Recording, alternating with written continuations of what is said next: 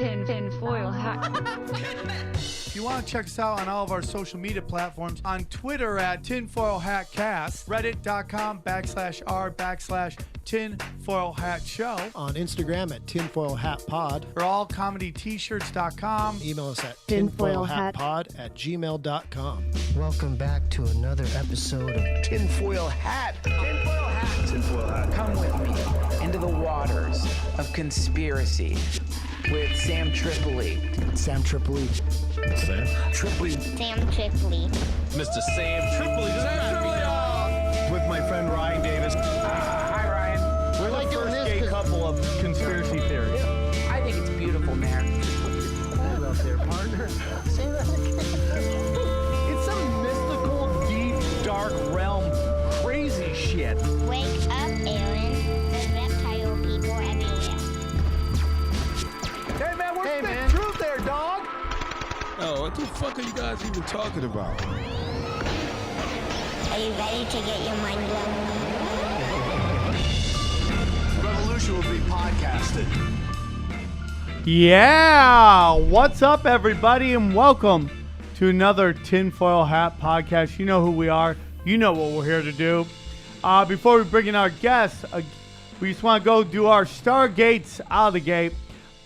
San Francisco, June 1st at Cobb's Comedy Club. That's right. It's a Tinfoil Hat comedy night. Myself, Ryan Davis, Eddie Bravo, and Trez Mala from Las Vegas are going to be out there. We're going to do some stand-up comedy. Then we're going to do a Q&A at the end of the show. 30 minutes of like podcast and Q&A.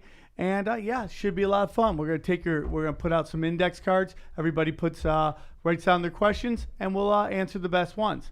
And then whoever brings the most people to the show, whoever gets their friends, gets to do a private podcast and smoke bong hits and get high as fuck in the green room With Eddie. With Eddie after the show. So we're going to do a podcast, smoke weed fest. You, Eddie, Ryan will be staying away from the weed, but he'll be there. And that is June 1st. Go to Cobb's Comedy Club on cobbscomedyclub.com for tickets. And then the next night we are at the Sacramento Punchline. Go to punchlinesac.com for those tickets. Come support, because if the shows sell out, bam, we are all over the country with Live Nation. Then next weekend, which is the 13th, 14th, 15th, I'm headlining the La Jolla Comedy Store. So go check that out. Go to thecomedystore.com and get those tickets. All right. So let's get into it today. Very interesting show. The last show we did a bunch of bills, and I thought that was a great show with Jimmy Dore. Yeah, you guys broke down the political beast of the Congress, man. It was a really good show. Very informative. If you haven't heard that yet, go check it out. It got on iTunes pretty late, which was really weird. Like conspiracy? 2 days. I definitely believe that. So our next guest contacted me. She was on the old version that was on this thread, which was the Naughty Show. She'd come on. She'd brought her slave, and we had learned about the wonderful world of dominatrix. Well, she called me up and she wanted to talk about this bill that just got passed, this sex trafficking bill that just passed the Senate, I believe, in Washington, and kind of like it might not be what we think it is. Obviously, we're all anti-sex trafficking, but I think when we take a little look at this, something else might be going on, or at least we need to explore it. You can find her at LosAngelesDominatrix.com. Please welcome Mistress Justine Cross, everybody. Oh, hi, thank you so much for having me. That was a very formal introduction. I felt it was way more formal. I'm It so was excellent. nervous about fucking people's names up. You should be nervous about fucking my shit up too. Yeah, I know. Before the show, Ryan couldn't find her website, and she went straight into Mistress mode and put him right in his place. Yep, and I went to traditional passive, just like, yes. I'm sorry. Head down, no eye contact. You will obey. So I want to get into. I want to talk a little bit about your world first, and it's a wonderful world. And I know people in the past haven't wanted us to get super dirty or super sexual on this thing, but I think this is an interesting world, and I think this is a very interesting topic to talk about. How did you get into the world of dominatrix? If you had to describe dominatrix to my mother, what would it be? How would you describe it? Well, first of all, your mother would love me. I rate very highly with mothers. That's great. I would tell her that I am a business owner, which is what I am. I probably wouldn't go into like the nitty gritty things of what I do, what I did, the last time I was on your show, the Naughty Show. But basically what I do is, I help people realize their fantasies and, and actualize them with them. I also own 2 dungeons, Dungeon East and Dungeon West, and those are available for rentals to people as well. And I do production work, and I also do consulting, like, with, major production TVs and stuff like that. Like I was just on Little Women last night. So it's not just about, So the little people getting their dominatrix on? Yes, they did. Interesting. We had a lot of fun together. That's a whole bunch of fetishes all into one thing, right? Yes, it was. That's so interesting. So what is the world of dominatrix? I mean, we've all seen 50 Shades of Grey, or at least we know of 50 Shades of Grey. We somewhat have our own conception of what dominatrix is, but what is dominatrix if you had to break it down to it? I mean, it's obviously leather and all that stuff, but at the bare bones of it, what is it? I mean, I think it's really hard to break down to the bare bones because BDSM, it's a huge umbrella of, a DS dynamic. I would say it's probably more about like what it's not. It's not always about pain. It's not always about sex, or at least the sex in the way that you would, pee and vagine sex, like it's not necessarily about that. There can be a DS dynamic, a dominant and submissive aspect. It could be about fetishes like leather or shoes or, latex, stuff like that, feet. It could be about something more of like a fantasy, like a role play, like a teacher student kind of thing. So all of that is happening in terms of like what I do. Again, it's like someone is coming to me with their fantasy or what they want to do, and I'm taking that in and putting it into my limits and things that I enjoy doing, and doing like a custom script with them every single time, and enacting with their fantasy in that way, in ways that I feel uncomfortable engaging with them about, but I'm directing it. You're the director. Yeah, You're the Steven Spielberg of this whole thing. Yeah. So women, has 50 Shades of Grey, has it been a big bump for your business? Well, it's been a big bump in the aspect of like more mainstream gigs and more people coming to the studio space. But it's like my clientele, they've been into this for like, 20 years. Like they're not suddenly like, no one suddenly said, I saw or heard of 50 Shades of Grey and I thought that's a great idea. Let me find a dominatrix. Because again, in 50 Shades of Grey, it's a male dominant, submissive female fantasy. So anyone who's into it is more like, or who has read that is more like, probably your mom's book club. Do you consider amateur night? Like what comedians consider April Fool's Day? Do you consider 50 Shades of Grey amateur night? I don't know that it's so much amateur night, but it's just, it was never an accurate portrayal of a lot of BDSM. It was like fanfic for, the vampire thing. So it was never supposed to even be like BDSM light. That's what it ended up being. It was more about financial domination and, terrible writing. Well, we were talking before the show, we were discussing like who your clientele was, not specifically, but the demographics of them. And we kind of had the misconception that your clientele are these really powerful men who want to be put in their place because they have nobody doing that to them at work, and there's this weird kind of need to have that itched. Is that true, or you're telling me it comes from a spectrum of people, a wide spectrum?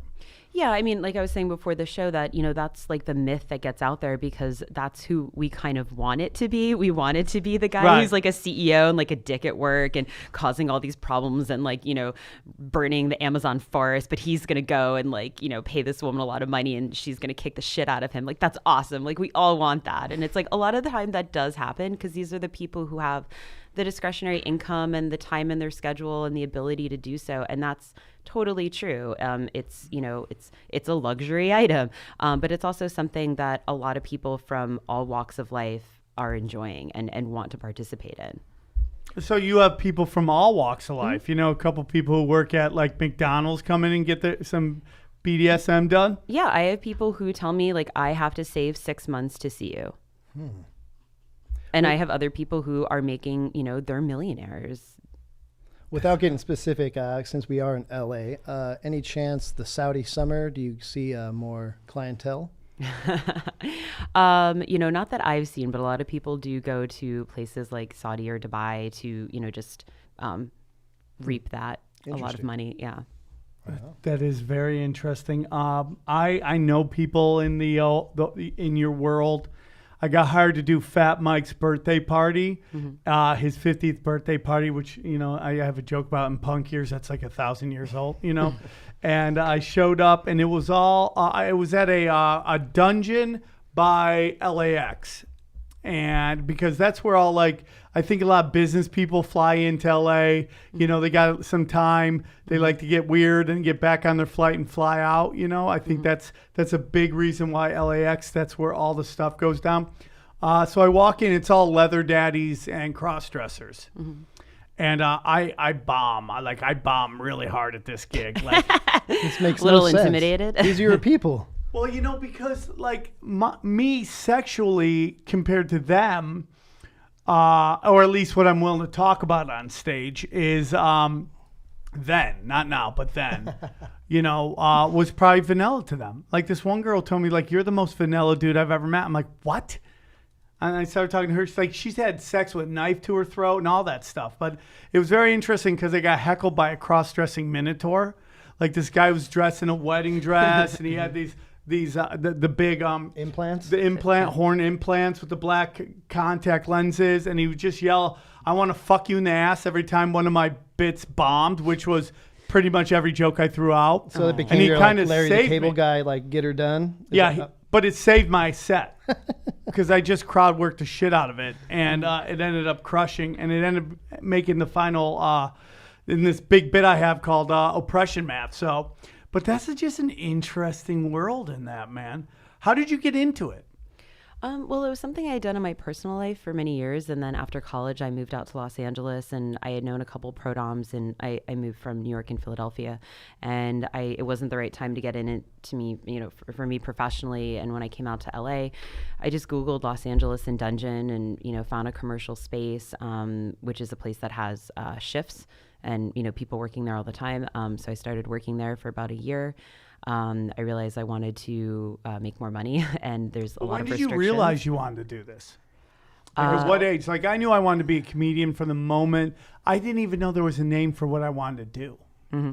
Well, there wasn't a specific career path in mind where I was I'm going to grow up and be a dominatrix. But I can say to you a true story that when I was in high school, my friends, who I'm still friends with today, gave me a book called I Was a Teenage Dominatrix by Shauna Kenny. And they said, we think you should do this, and one of those friends came to LA last week, and she's known me for 20 years. And a friend said, oh, well, you must have seen her through quite a bit of changes. You've known her for 20 years. And she said, oh, not really, Yeah. It was in you. It was in you. Can you tell us what is maybe one of the more bizarre requests you've had?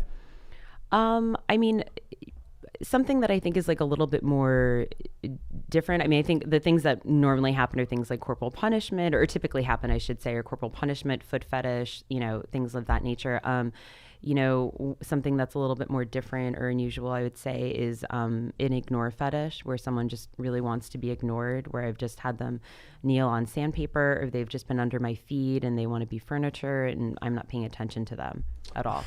Do you know how hard it is to ignore someone? I know it sounds easy, but it's hard, because you want to be checking in with someone and are you okay? But you can't. You have to ignore them. You're oh, it sounds easy and fun and cool, but it's actually really hard. I don't want to ignore discussions. It's interesting that they want to get ignored. What is that? Well, how about this? Tell them about financial domination. I don't know that I want to. Okay.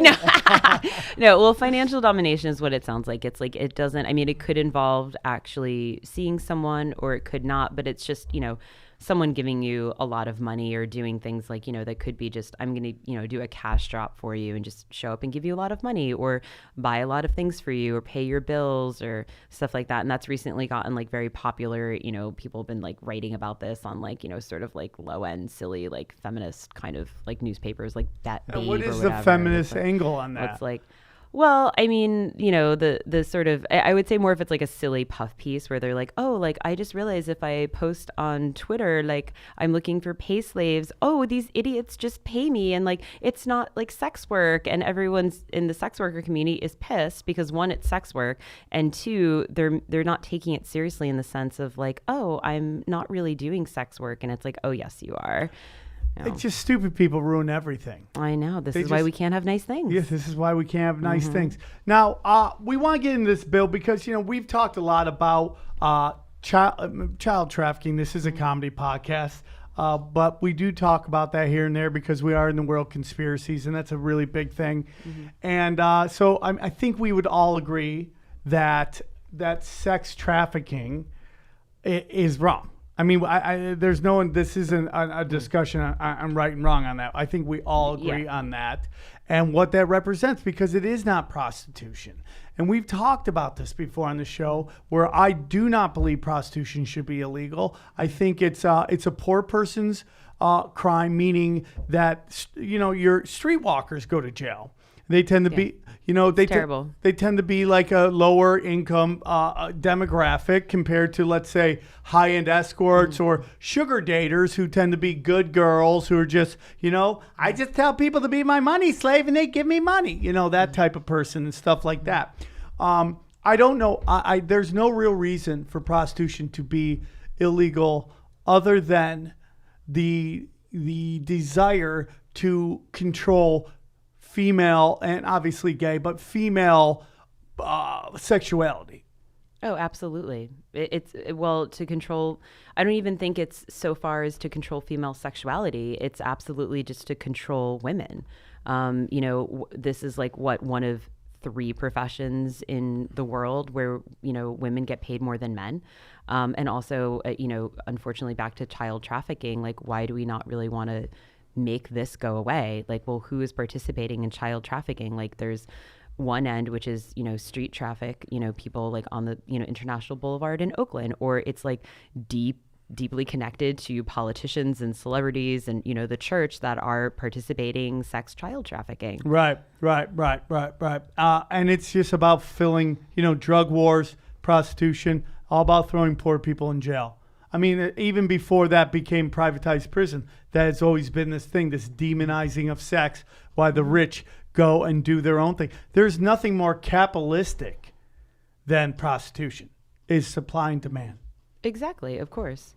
And I don't know if it's men who don't like that women do that, or is it women that don't like that women do that? Like, who hates prostitution more? I mean, good question. I mean, I think that there's a lot of, in terms of men looking at this in a binary, is that, there's a lot of hypocrisy. And because obviously a lot of people who are saying like, oh, we don't want, prostitution or, these sex trafficking things or like abortions or whatever. It's like you all find out that this is something they participate in. And unfortunately, I mean, and on the women's side of it, I think that, in feminism, there's a split that some women who are pro-sex work and some that are anti-sex work, like most famously Gloria Steinem. And it's like at this point, is she pro or anti? I'm sorry, she's anti-sex work, and a lot of other feminists famously are anti-sex work. And it's time, I just tweeted the other day, we need to start holding these women responsible because we can't be anti-sex work. This is mostly a women's profession. And, when women don't have access to that, some are survival sex workers. Some are choosing to do sex work in face of other things. Like myself and other people that I know in the domination world, like, are highly educated. They all went to college. They have advanced degrees. They have doctorates. They're actual lawyers and doctors that I know that have actual degrees. And this is what they still choose to do. And I think that there needs to be also a distinction between sex work, which is consensual, and also sex trafficking, which is obviously not. Which is not at all. And that's the whole thing. It's like, why is the consensual act, why is giving it away for free, a more moral thing to do than to demand, and I think some people think that if you legalize prostitution, everyone's daughters are going to get into the street walking thing, not necessarily your avenue, but more the street walking and the drugs and all that stuff that comes along with it. I think that's people's fears. It's like, when you just discuss pornography with people. I have no problem with porn stars. I have a lot of porn star friends who are very much like comedians. They run this. They have the exact same business model. And people are like, well, would you want your daughter to do that? Like, no, but that doesn't mean anything. I mean, so what? But that's her choice. And why would someone ever ask you? It's so obnoxious and chauvinistic that like, well, you wouldn't want your daughter doing it. Right. It's like your daughter is like an 18-year-old person. She can make her own decisions. And again, like, why would that be a bad choice? Like, why is porn the bad choice? It's like, I would hope that like anyone wants like their child to be, okay and taken care of and safe and happy or whatever. My parents know what I do and they're proud of me. Like, I don't think they're being interrogated by, other adults like, well, are you happy what your daughter does and stuff? But my father's like, she's having a great time. She's like doing well. She's traveling. I see her. I get fancy ice cream for my birthday. I'm fine. Like. I think that some people's, I've learned about pornography is that people are cool with it. They just don't want it to be mainstream. Do you understand what I'm saying? And it's even with kind of comedy, like dirty comedy. Everybody likes it. They just don't want it on the Tonight Show. Do you understand what I'm saying? They just want to pretend like things don't exist. I mean, so much of this is wording. If it was called sex therapy, like people wouldn't, as opposed to prostitution. People go and get a back rub, but it's like, oh, just don't touch that one zone. You can touch everything else. Do you think women are somewhat, what am I looking? It takes away a little bit of their power in a weird way, because not in terms of like, if I'm trying to court a man and this other lady is just giving it out for money, that takes a little of my power away. I'm just trying to think about what the devil's advocate? No, what the dynamics of it would be. No, I absolutely don't think so. I mean, it's like you go pay for a massage. Like if your girlfriend gives you a massage, does that mean her massage is like any less or any good? It's like you're paying a professional a professional service. And, there's many reasons why people do that. If you look at that, not even through sex work, it's like, are you doing that because, I just need to go and have a professional take care of me in this kind of professional way? Do I not have a partner? Do I not want a partner? Is this something I don't want to do with my partner? And, I don't think that like me, like participating in someone's sexual fantasy is making someone's girlfriend any less, because I see couples. I would participate in having them both come in. I would be happy to teach that person how to make her partner's fantasies come true. It's not like women are against each other and that like we're trying to take power away from each other. I'm just trying to think of what is what is the argument against legalizing prostitution? And I think you'd be like married women, like, well, what if they go and they their husbands cheat? Well, then having an affair isn't illegal. I mean, it's technically not illegal, is it? I don't think so. I mean, I think you break a binding contract or something if you're married, but maybe it's just. Can you go to jail for it? Can you be fined for it? I don't know. I've never cheated. Right. Okay. Well, aren't you a wonderful person? Tell me about it. Mr. Perfect. Sketchy fucker. Mr. Perfect. This guy's so guilty, right? I love it. Hold on. Before we get to the origins of this bill, I just wanted to tell you something about the origins of, you ever heard of Ishtar? So she was the goddess of love, war, and sex. This is back like Babylonian times.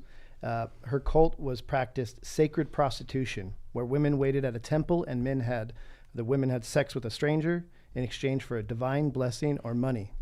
I mean, this is as old as they used to have temples for this, for Ishtar. So she was what? The divine goddess, magical hooker? No, I mean, between her and Aphrodite, it's a different combo. But Ishtar is where people think the word Easter comes from, being this time of year. Yeah, it is interesting. But I did want to get into, since we're talking, before we get really into it, the origins of this is something profound happened in the U.S. on December 21st, 2017, with the passage of President Donald Trump's executive order blocking the property of persons involved in serious human rights abuse or corruption. Quote, all right, the order declared a state of national emergency concerning human rights and corruption and named specific individuals and organizations that would have their bank accounts and assets frozen regardless of where in the world their abuses had occurred. It seems like a really good way to do good, right? The conspiracy world, we were very excited about this because we felt like this was the first step. Draining of the swamp. For them to go after the pedogate people. That's really what we're all, I mean, that's a big part of the conspiracy world is like this thing where nobody seems to care about these kids. It's just like nobody cares. They don't. It's really, it's heartbreakingly unfortunate. And it's like, it's a partisan. Why is it a partisan issue? I don't understand why you pick a side when it comes to children being thrown into like these awful, awful things. I don't understand why you pick an R or D on this thing when it's both sides that are affected and both sides are participating in it. You know? So when he passed this, we thought, okay, this is him starting to drain the swamp, right, Ryan? And then this comes out. And I think it's very interesting because, Ryan, you said outside something that I was like, wow, that's a great point. And that is the way he passed these. Yeah, the order came first. And then now the whole idea is Congress has just passed a new bill and they're waiting for President Trump to sign it. This new bill meant to deter internet sex trafficking and may have unintended consequences for sex workers, according to critics. So this thing is called Allow States and Victims to Fight Online Sex Trafficking, or FOSTA, correct? Targets online content and promotes the facilities that prostitution, think Backpage, and punishable up to 10 years in prison, according to like what the words say. So they're going to put you in jail for 10 years if they find you on Backpage, is what they're saying? Well, here's the thing. I can't traffic myself. Yeah, so that's not what this is. Yeah, but I mean there's FOSTA and then there's SESTA. So, however, if I, like for example, I couldn't advertise that I do a double with someone, or I couldn't advertise for someone on any of my social media or website that someone else other than me is using my facilities, because I could be trafficking them. So that's so interesting. Yes. So that's a big problem. And this is already, as we're talking about it, is punching a hole in the internet and how it's changing, because now what's happening in terms of the internet is that now any institution like Craigslist, they could be considered trafficking someone if they post something that's like an ad for an escort or a dom or something. It's almost a third party. That's what they're going after. Well, yeah, no, they're going after third parties, and it's also retroactive. So anything that part will probably get thrown out because that's not constitutional. But it could be anything going back, years, and that you could be trafficking, or like, and this is why sites are shutting down part of their pages, and Backpage, the adult section, hasn't been up for a very long time. That had nothing to do with this, but now Craigslist Personals is down a lot. Backpage got some stuff like I think 2 years ago. Yeah, there was a big pushback because there's some minors on there, and there were some and there was thoughts of sex trafficking going on with that. But the point of this bill is that it doesn't really outlaw anything. It's not it doesn't actually change anything that's already illegal. Yeah, this marks one of the most concrete actions from the U.S. Congress to tighten regulation on internet firms, with lawmakers in both parties due to an array of concerns regarding the size and influence of their platforms. So if you get too big, they just don't want you to have it. They're like, you can't be making money. It doesn't matter what you're doing. That is what the implications are. So, we've known that Trump has had a big problem with Facebook, with I thought you were gonna say Twitter. Stormy Daniels. Which is very interesting because, hey, dude, I mean, like, that's a guy going to get hookers, and I don't care. I don't care. I mean, like, trust me, in the history of presidents, there's been some really shady shit going on. I mean, Kennedy's killed people. The fact that Stormy Daniels is doing a book tour is actually you can actually say, hey, Trump's not that bad. See, it shows you how much I know. I thought Stormy Daniels, and how much of an alcoholic I am, I thought Stormy Daniels was grape juice and Jack Daniels. I did not know this was a human until right now. Yeah, well, that's obviously. Read her Twitter. It's fucking hilarious. She's she is people funny. are trolling her. She is trolling them right the fuck back, and it is fucking hilarious. It's so great. But what this law does is it doesn't distinguish between sex trafficking, which we all know is bad and terrible. We don't want that, and consensual, and sometimes like legal sex work, which is, the category I am in, with like, I'm an overeducated white lady who blogs about it. And, and so a lot of other people. So a lot of people sex erotica. I actually like the reading. I didn't think I would. Penthouse Forum? I do. Yeah. I was Lit like, wow, erotica, I yeah. actually like this. Lit erotica is pretty good. It is really good. Yeah. You write, you do all No, that I stuff? don't. I read a lot of it. I don't write. I haven't written it for it yet. I'm an Eagle Scout, but in Boy Scouts, I used to He is camp, an Eagle Scout. That's for Oh. real. and I course would you are. tell like my two buddies, we'd be late up night, and I would tell them little sex stories, like, and we had none of us had sex yet, but I'd be like, and then slowly. So, Well, Boy Scouts, it's very homoerotic. It's very. Oh, yeah. dude, like almost there's so many comics who just blew their friends when they were kids. I just find more and more. And then we were just talking about, it's like how, like these comics are going on stage, and it's talking about all the gay fantasies they have is like this new punk rock thing. it's old punk rock. It's New York Dolls. It's the Cramps. It's blending genders. The Hell's Angels. There's pictures of Hell's Angels making out, both thick beards, and they just freak out squares. I mean, that's what we need to do. We just need to freak out old white people. That's why this shit like this, it's scaring people in the middle of America. It really makes me sad that Craigslist could be hurt by this, because I love just surfing through hooker ads. I mean, I just love it. Well, the adult ads on Craigslist have been down since the Boston Craigslist killer. Backpage adult ads have been down for 1 to 2 years. What's changed is the Craigslist personal section has been taken down because Casual encounters. Yeah, all of that is taken down based on this bill, SESTA, because they do not want to be responsible if people, which sex workers, are going to start posting on there about what's going to happen.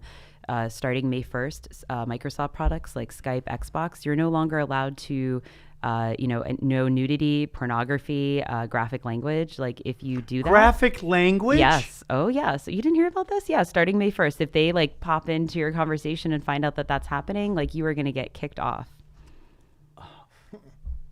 Again, no distinction between, are you having like a long distance relationship with someone and you're getting sexy, or like, are you paying for like webcam sex? I didn't even think about that. Oh, They're going to stop yeah. webcam sex? Oh, yes. Oh, yeah. now you're pissing me off. Well, that's what I'm saying. This is how this law, or this is how it's not a law yet. This is how this bill is already affecting mainstream platforms that you use. It's going to start affecting other things, because what's going to happen with all sex workers not having access to ads or ad platforms that we've always used, or where you can go to get these kinds of services. We are going to infiltrate all of your dating apps. We are going to be on Grindr. We are going to be on Tinder. I've already said that I'm going to do Christian Mingle, and we should just all get in there and just blow it up. And then people will start noticing and realizing, Farmers only? Yeah, all of them. Just tell me what to go on. I'm going to be on there. Justine Cross, find me, and and then maybe people will be like, oh, well, maybe we should let them have their ad sources back and actually deal with the real problems of sex trafficking. And it's not, of course it's happening on the internet. I'm not saying like, no, it was never on Backpage. That's not what I'm saying. But as we spoke about before, that there's sort of two modes of where and I'm not an expert on sex trafficking, someone who is, should also be on, but it's happening on the street, like in public. It's happening. I just saw a short doc on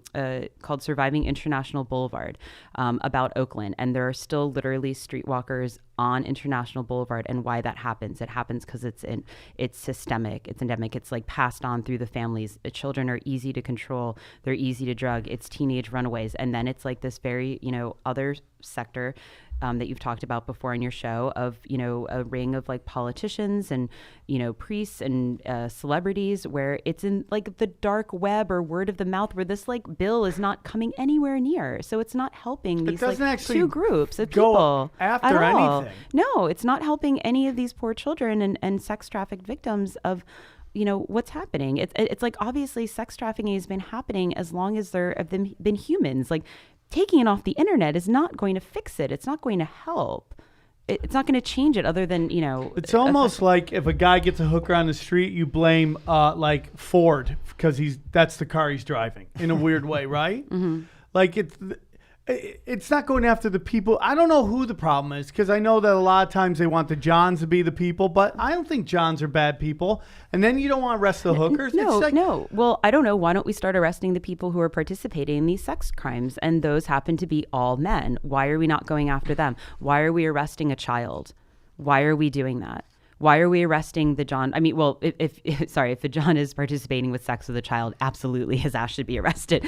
But why are we not going after the people who are participating in the services that make it illegal? Take away that source. Like, if there's no market for selling underage children, like, then there will be no longer underage children being sold. It's Right. like, why is this happening? It's happening because people are poor. It's happening, and they're being sold in and they're staying there, and it's like coming down through their families, like through generations. Or it's like, it's happening in higher rings where it's like people have access to children through, like you said, like an orphanage or organizations, fundraiser, the fundraiser hospital situation, and they're also being stuck there, and they're being sold in this like very high end kind of way. But if we stop those people from buying children or participating in sex trafficking, there will be no more market. Taking away the internet is not going to stop the market. Yeah. Listen. Whenever you try to outlaw something, it never gets better. Like, listen, I think we're all going to agree, sex trafficking, whether you outlaw something makes it better or worse, who cares? Take that out. But prostitution, all you do is push it deeper and deeper underground. Yes. And it only gets more violent, more deadly. Let's say someone's like, well, what if a guy's married, he gets a hooker and she has a disease? Well, if you actually regulated it, you could like get these girls health care and get all that stuff going and take care of these people so that it's actually a streamlined service. That people can go to, where there's actually regulations and stuff like that to allow these girls to work, or these men to work in safe places. Yeah, I mean, I think that like, a sex worker giving you an STD is like sort of the least of our issues and problems, considering like the lack of sex education and sex ability and stuff like. It's like I'd rather have sex with a porn star. It's like they're getting tested every week. It's like the random guy you'd meet on Tinder. Ew, like ugh. Well, like, I'm telling you. That's the argument is. Right. Yeah, I know. Why they don't want to. Oh, they got disease. Well, if you regulate it, you could test them, cure them. And it makes it safer for everybody. It's not going to go away. It's the oldest profession in the world for a reason. Yeah, I agree. It's not going away. And the other thing is what you said about this getting driven down further, and it's not going away. So all of sex workers who are now doing things like moving their sites overseas, servers, changing it from .com, doing all these things. Anyone who is on the internet right now using the internet for sex trafficking, that's what they're doing too. They're not going away after SESTA. Like that's not going to happen. Yes. Like it's going to, and it's interesting what's going to happen if these bigger companies like Craigslist or, Tinder or other applications that really had no connection with sex work, but may have to change their company policies because of SESTA and FOSTA. Are they now going to move overseas and take, their money and their jobs and everything with them, because they're not going to be able to exist in America. They're not going to be able to exist on U.S. soil. Well, that's what they did in L.A. when they tried to regulate the porn industry. They drove it to Vegas, and you know what? I don't care what you say. There was a lot of people who worked in mainstream. That worked in mainstream TV movies that when they needed cash, they would do they would do makeup, they would do cameras, they do stuff on adult film shoots, and catering. When I went to a porn shoot, I saw a caterer. I was like, holy shit, there's catering at a porn shoot. Yeah, there's grips, there's sound, everything. Fancy. Yeah. And now you sent that all to Vegas, and it's like it didn't stop porn. You're never going to stop this. Yeah, several major internet companies, including Alphabet Inc. You guys should remember Alphabet Inc. because that's actually Google. That's the father company of Google. Yeah, nobody talks about that. So whenever you see Alphabet Inc., that shit ain't fucking, it's sinister as fuck. So Facebook and been reluctant to support any congressional effort to dent what is known as Section 230 of the Communications Decency Act, a decades-old law that protects them from the liability for their activities of their users. All right? What you should know about what's happening, and let's hope that Trump doesn't sign this. I'm not too sure. Do we want Trump to sign this? We don't, for your sake. No, we absolutely don't, because again, it's not, I mean, of course I'm here and I'm arguing for my own interests as well as those of my colleagues and friends that this is going to harm sex workers. But what's a bigger issue and what people need to pay attention to is that it doesn't actually help those who are sex trafficked victims. And also this is punching a hole in our internet freedoms as well as freedom of speech. So this is like the way the Patriot Act was. It was proposed to be something good. Correct, yes. It's just like, I'm a liberal, but it just seems like the left can't go quick enough to giving away all their rights. Whether it's internet censorship over mean tweets, mean posts, mean everything. It's just like, it's unbelievable how they're so quick to want to give away their right to freedom of expression. Well, you know what, man? It's no different than when you said somebody should be allowed to be gay. Somebody should be allowed to do this. Somebody should be allowed to do that. It's like you should have the right to express yourself. It's not about just expressing good things all the time, because who decides what's good? Who decides what's right? That's a slippery slope, and the goalpost always keeps changing depending on who it is. And it's just like, I don't understand why people don't see that. As like, it's not about just like this thing. It's like, oh, what about the thing after that? And then we keep giving away more and more and more and more rights, and it's just going to be ridiculous. Well, it's funny how you said the left is ready to give away rights. Well, 1984, George Orwell, he said it. Freedom is slavery. And it's funny how you make you should ask some of your slaves, they probably feel the freest when they're completely Enslaved. dominated. So what's happening simultaneously is American people, we want to be dominated. We want to wake up in the morning and there's a father figure telling us everything's going to be okay. Well, I couldn't agree more. Guess what? There isn't. No one's driving this bus. It's going right towards a cliff. I'm starting to learn there's a difference between smart and knowledgeable. In that there's a lot of smart people in Hollywood. There's a lot of people that you ask them to write a script, that they will bang it out and it will be perfect grammar, hit every laugh, blah, blah, blah. But they are not knowledgeable about how the world works and what's going on.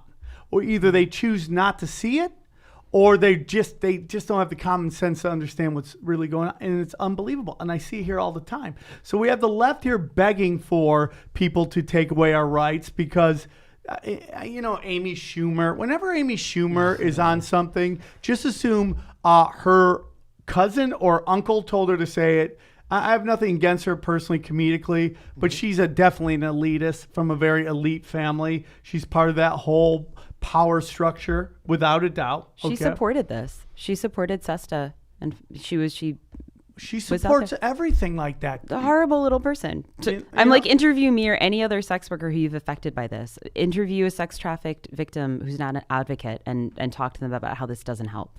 I mean, the truth is, these people probably like, I don't want them to have to sell their body to survive. Well, okay, that's their choice. But what you're doing is if that's their last choice, you're taking away that last choice. Exactly. Again, and it's like it has to be distinguished between sex trafficking and consensual without sex a work. doubt. I'm not talking about you and me who understand this. Yeah. No, I know, but they need to understand that, where it's like, you might not want another woman to be an escort, but that is not your choice over her body. Right. Like, and it's like, however, we all agree we don't want children to be sex trafficked, and that obviously needs to be stopped. There's no agency there for a child. There's no decision-making process for that. And yes, some people are doing what's called survival sex work because they don't have access, where it's like kind of in between. It's not really quite trafficked. It's not really quite consensual, but it's the best choice that they can make in terms of like, are there just like tons of jobs out there for like underqualified or even qualified people? And that's what they're doing. And that's what they're choosing to do to support themselves and sometimes support their families. And you cannot take that choice away from them. You're putting people in danger. You're hurting people, and the people that you're hurting the most are women. It's really it's the truth. And some people honestly are born into a world of shit. You know, I mean, like in Kansas, I think they like 80 kids in foster care just disappeared, gone. Nobody knows where they are. Good luck investigating that too. And so you got the left that's we got to protect women when they're actually hurting them, and then you have the right with this ridiculous moral code that they don't that just is just in face value. They don't do anything to back it up. They talk the talk. They do not walk the walk. We've seen that. If you want to listen to a great episode, listen to the Dollop when they talk about Blackwater. Eric Prince and Blackwater. I mean, that guy says he's a Christian. He is the farthest thing from that. Yeah. And the guy who's sponsoring this bill is oh yeah, you guys want? So the chief architect of this bill is Republican Senator Rob Portman. He sounds like just a faceless guy, but once you really look into who he is the U.S. House of Representatives, representing half of Greater Cincinnati, and Ohio River, serving 6 consecutive terms. All right, that's way too many terms. Red flag, number one. Red flag number 2 is he worked underneath both of the Bush Boys. And I'm not talking about the Australian hip-hop group, all right? I'm talking about Bush Boys.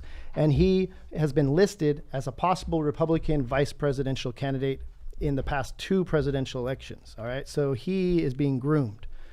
Rob Portman has also been listed among the 10 U.S. senators receiving the most funding from the NRA. Sorry, gun nuts, it's just the fucking facts. While in Congress, he supported the constitutional amendment to ban gay marriage. Dick, all right? But in 2011, University of Michigan law student graduates walked out on him during a commencement address because to protest his position after circulating a petition trying to get him removed as the event speaker. Here's the sad part. Portman admitted that the protest occurred when he already knew his son was gay. Oh. All right, so that was in 2011. Republican Senator Rob Portman campaigned hardcore in 2012 for Mitt Romney.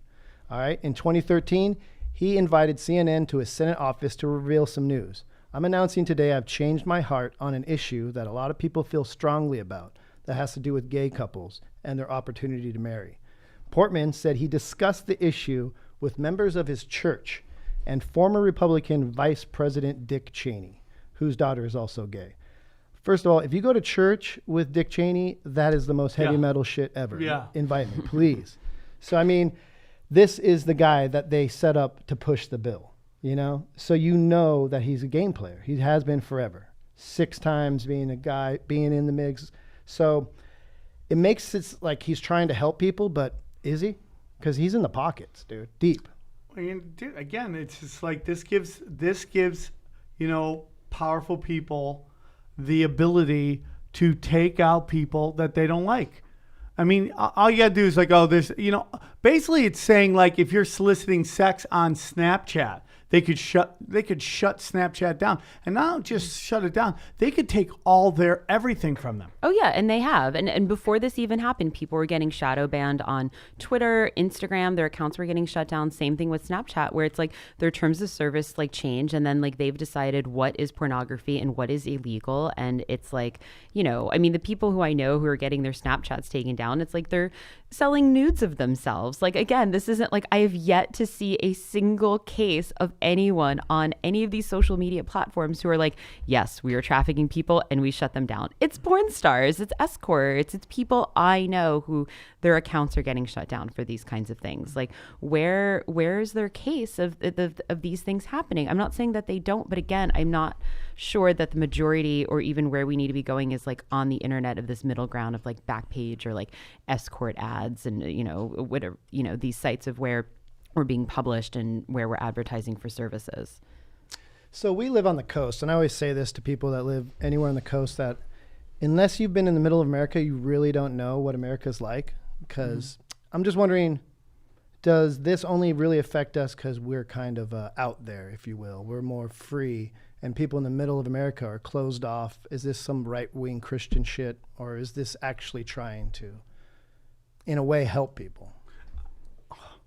Well, for me, it's how it went about that makes me very nervous. When you say, hey, if you're involved in trafficking, we're going to seize your assets. And everyone's like, yay. Mm-hmm. And then they're like, yeah. And if you're an internet that just allows people to solicit money for sex, we're going to do that too. We're like, whoa, exactly. You know, that's what makes me nervous, you know? And I don't know, man. I just like, I don't know why anybody would trust the government on anything. Yeah, this bill seeks to clarify United States sex trafficking law to make it illegal to knowingly assist, facilitate, or support sex trafficking. And it's an amend to Section 230, which safe harbors of the Communications Decency Act. I mean, this is basically designed to exclude enforcement of federal and state trafficking laws for its immunity. Do you know there was a time where porn companies could only do X number of interracial videos? Really? They couldn't. Huh. Yeah, they couldn't. It couldn't be all interracial. It had to be just a small group because those guys in Washington were going nuts. You know, it's just it's this weird thing where, like, my opinion, I'm gonna piss some people off. I don't want the really old to be voting, and I don't want the really young to be voting. You know, this whole thing about Don't worry, they're not. Yeah. You know? Well, there's this whole push to like let 15 and 16-year-olds vote. And it's like, I'm sorry, you don't know the world yet. And I get that everybody's really happy about all this and this movement. God bless them. But you know what? I realized at 25, I'm like, oh, the world just opened up to me. And I'm like, it works a little different than this. No, I did lose I lost it. I was very, I got very sexual active early, and then nothing happened until much later. Mm-hmm. And then I went on a tour. Now I have a crippling sex addiction. You know? I mean, Portman had previously led the investigation into the online classified service Backpage we talked about. Mm-hmm. He argued that it was protecting its unscrupulous business practices and was not designed to provide immunity to websites that facilitate sex trafficking. This legislation is a result of law enforcement lobbying for a crackdown on the online classified Backpage, which has been used for sex advertising. Like you said, it's been closed down now. How long?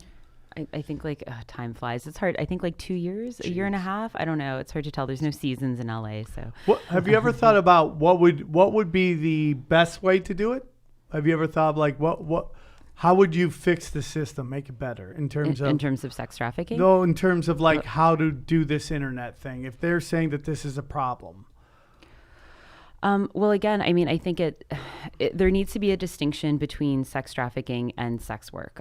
Whether we take sex work and make it legal or we just decriminalize it, there's compelling arguments on either side. I personally want to decriminalize sex work, but we're not going after people who are sex trafficking hard enough. And again, the people who are getting punished we're arresting. We will literally arrest children who are prostitutes. Like, that's definitely the wrong way. I'll tell you how to do it. You legalize it, and you make it so you got to get a license to do it, and that way they have to show up. They have to answer. They have to answer that they're doing this on their own. Prove that they're not into sex trafficking and any of that. And let me tell you, man, that dark market will go away. I mean, is this like at a state level or a federal one? Because you just said you don't really trust the government, and then isn't this giving them more power? Well, I mean, how would you choose? State by state, county by county. Like, what's the way? Because this is kind of like medical marijuana. The federal doesn't. Yeah. Federal's not cool with it, but they're like, go for it, states. Yeah. I mean, it's like hard for me to grapple with that question. Again, it's like things need to be clearly defined. It's like in Southern California, it's like no one cares about BDSM. Like, you go to Indiana or, Louisiana, there's like pink laws like on the books where it's like you get caught doing anything sexy they deem illegal. Like you're considered a like sexual predator. You're on that bad list, like, again, it just like weird, it keeps going back to just separating these two things out. And I don't know that there's a solution for ending sex trafficking because it's so deep and it's so dark, and it has to do with like how the desires of men, and those are people who are in power, that they want children, that they want to rape and hurt women, and that that children exist, that they're easily manipulated, that there's where it's easy to there's a lot of socioeconomic stats that goes into this about people selling relatives and stuff like that, and it's like how that happens, where it's not just like a U.S. problem. This is an international problem, like, and not just sex trafficking and children slavery and things like this. And I think that's like a really big problem that it's like involved with organized crime. I don't know how to fix that problem. I do know that myself and the majority of my friends who are doing sex work, we are trying to do good things here. It's like I really enjoy my work in terms of like making people happy, and it isn't different from like doing a massage or it's in the service industry of completing a service, and that service happens to be sexual, but that you shouldn't be judging me morally, nor should you be saying what I do is suddenly illegal because you have a bug up your ass. Like, it's spanking someone or escorting. That has been the history of the hypocrisy of religion. Right. Well, again, this is all just hurting women. It just comes back to all of these things are hurting women. It is another way to keep women down.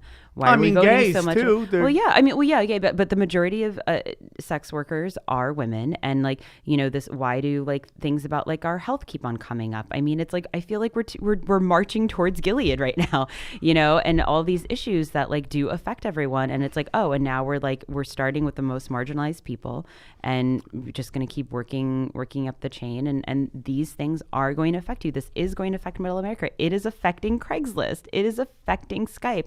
All of these things are happening. It's going to go down, and it's going to affect everybody else. It's not just like, like the 100 sex workers in California, and it's not just affecting us. I'm with you. I am for the protections of someone's right to earn $1 if he's not hurting, he or she is not hurting anybody else.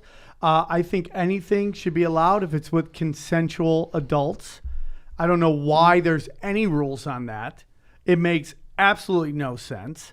We were talking about earlier. Everything we were told was a lie. If you're gay, you're going to burn in hell. Lie. Okay. Now the Pope just says there's no hell, which nobody seems to care. I think that's amazing. No, I missed that one. I mean, that's half the reason I think people don't do crazy shit, because they think they're going to burn in hell. Now they don't have to worry about that. But if you're gay, you're going to burn in hell. Interracial dating's going to burn in hell. Doing drugs going to burn in hell. And at the end of the day, all of it was a lie. It was all a lie. And we just let them just manipulate us. But the problem is nobody keeps score. Nobody remembers the lies. They just move on to the next thing because they're so busy in their lives. And when it doesn't personally affect them, when it doesn't affect their personal wealth or happiness, they don't care. And for me, that's just we're a group, man. We got to work together. You're only as strong as your weakest link. You mentioned her earlier, Gloria Steinem. She's well known for being an intern for the CIA during her time in college, and she spied on Marxist students in Europe, disrupting their meetings. I mean, it's well known. Mm-hmm. Do you find, because she's the most known feminist, speaking out about this, what kind of lashback do you get from so-called feminists, especially in LA, the way the march happens? Are they for you? I haven't had much backlash because this issue hasn't even been big enough to get backlash because nobody knows about it.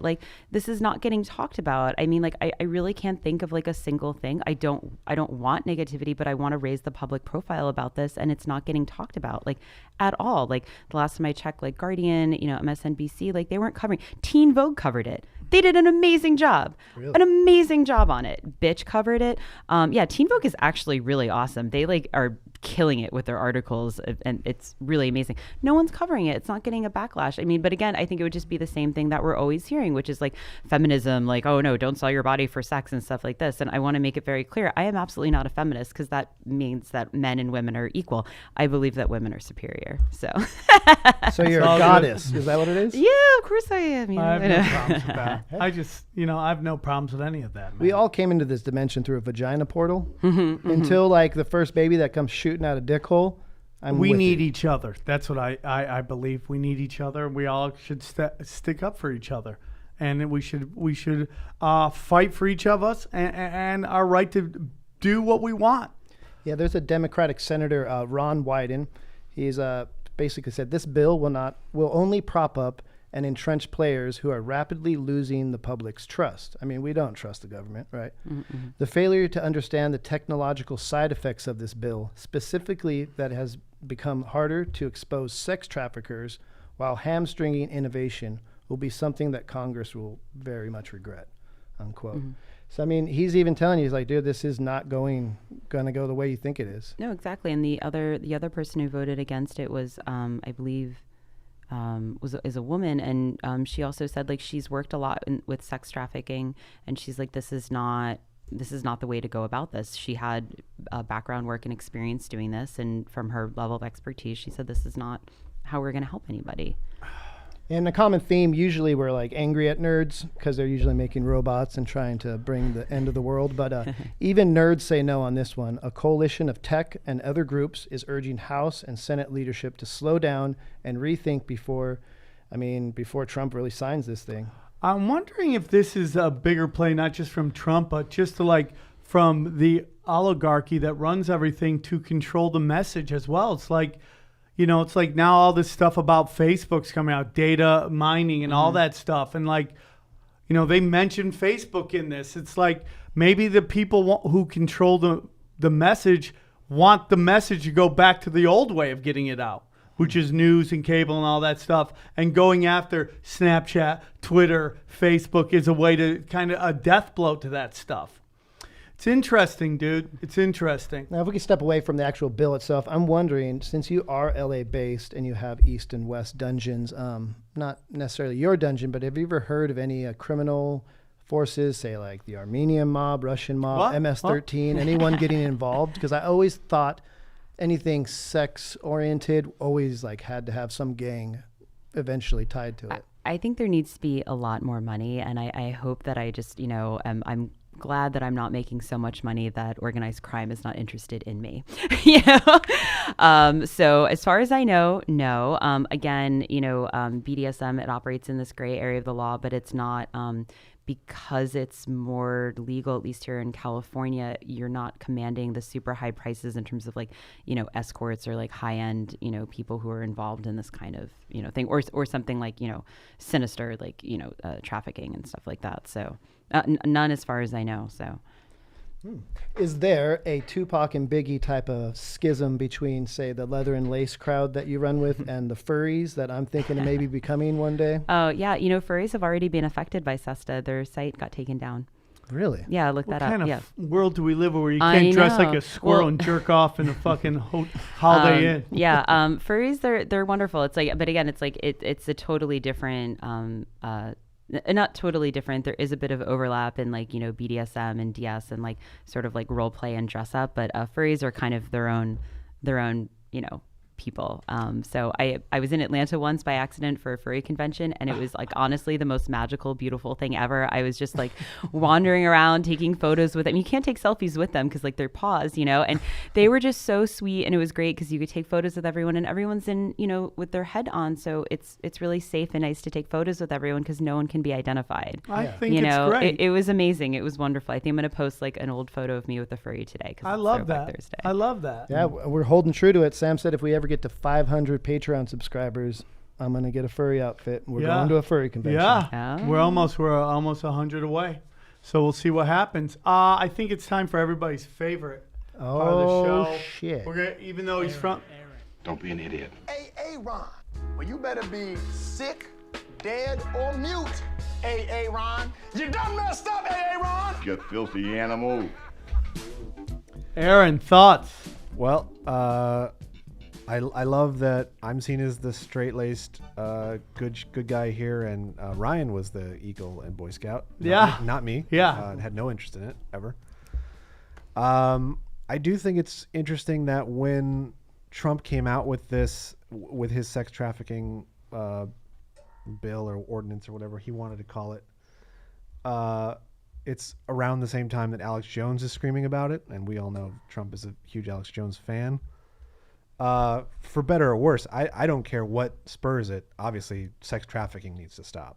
Right. But if this is going after the wrong people, that's like what often happens with legislation. It's just like It just the pushes. best intentions and the wrong outcome. Pushes it deeper down, and then you see how these guys operate in Washington. Now, let me just say this: my whole opinion on government is the government isn't the problem, because the government is just a collection of thoughts, right? It's the people who act on those thoughts, and more importantly, people who manipulate those thoughts.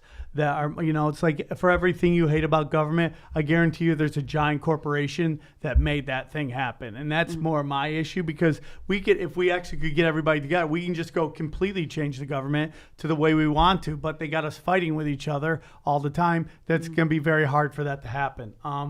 So that's my opinion on that. I thought this was a great episode, man. I really enjoyed it. I hope you guys did. I know I stumbled over a couple of my words 1,000 times today. I'm just beat up, but I had a great time. Guys, get weird. Get into some dominatrix, man. That's the beauty of being an American, man. You pay your taxes and you can get weird with other consenting adults. That's the fun stuff. You got to go hard in the paint, man. You only got so many trips around the sun. Oh, yeah. You got Aaron, loves baseball, stuffed crust pizza, Boring. and making love to his wife eyeball to Missionary. eyeball Yeah. by listening to Lionel Richie. That's what he likes. It's no Okay? joke. It's no joke. Long cuddles. Long cuddles. Well, where can everyone find your stuff? Well, yeah, you can find me online as of now at losangelesdominatrix.com. You can find me on Twitter as Justine Plays. I'm also on Instagram as the Justine Cross. I'm very well indexed. If you Google anything Los Angeles Dominatrix or Dungeon, I should be at the top. And then my dungeons are Dungeon East, located in downtown LA, and Dungeon West, which is located in Mid-City. Awesome. Thank you so much. You're a G. We love you. Thank you for coming on. And don't stop inviting me to your cool parties. I know I've been out every I single invite you time. all the time. You never Please come. don't. Enjoy your trips. Thank you so much. Thank you for And having we'll me. see you. Oh, next week we got Duncan Trussell coming in. And the I love following him. week it is Eddie versus Pat. Royal two. Rumble 2, Part 2. We'll see you guys soon. Bye. 5-star reviews.